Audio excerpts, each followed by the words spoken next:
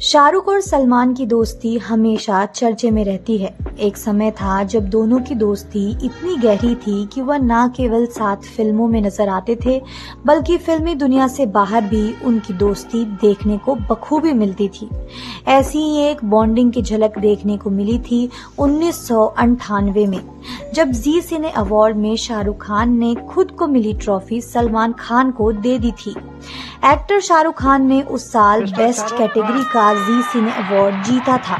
जब उनका नाम अनाउंस हुआ तो वे स्टेज पर पहुंचे और काजोल ने उन्हें ट्रॉफी दी, लेकिन फिर उन्होंने सलमान खान को स्टेज पर बुलाया, क्योंकि सलमान का कहना था कि शाहरुख को ही हर अवार्ड मिलता है, लेकिन उन्हें कोई अवार्ड नहीं मिलता। तब सलमान भी स्टेज पर आए और शाहरुख खान ने उन्हें वो ट्रॉफी दे दिया। ट्रॉफी लेने के बाद सलमान ने थैंक यू स्पीच भी दिया और ट्रॉफी लेकर चलते बने। ऐसी ही खबरों के लिए हमारे साथ बने रहें जी मीडिया के डिजिटल प्लेटफॉर्म पर।